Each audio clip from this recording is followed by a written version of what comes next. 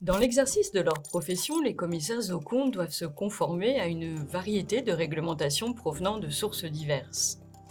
Ces réglementations se divisent en missions légales, comme la certification des comptes, et en missions contractuelles. Le cadre normatif qui régit ces missions est constitué du code de déontologie, du code du commerce, des normes d'exercice professionnel et des normes comptables, formant ainsi un référentiel normatif complet. Le code de déontologie, mis à jour le 25 mars 2020, se compose de deux parties. La première couvre les principes de comportement, la gestion des honoraires, les modalités de conduite des missions et les interdictions.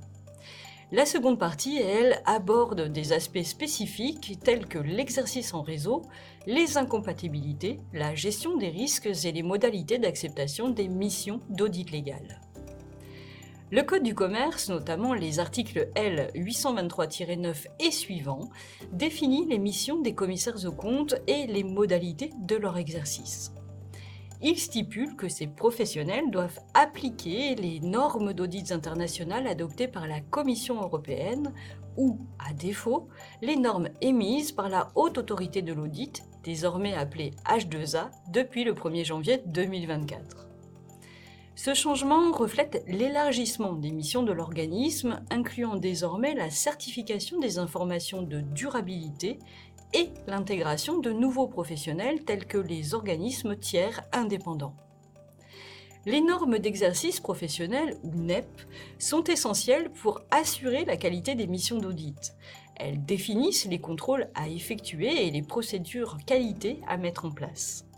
Un arrêté du 13 novembre 2024 a homologué 11 NEP révisés adoptés par la H2A le 16 juillet 2024 et qui entreront en vigueur le 20 novembre 2024.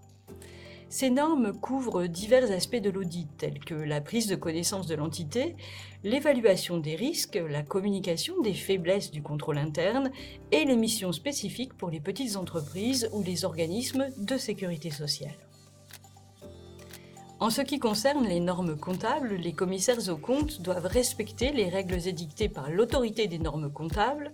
Cela inclut le plan comptable général et les normes spécifiques aux comptes consolidés, ainsi que les normes internationales IAS et IFRS lorsqu'elles sont applicables.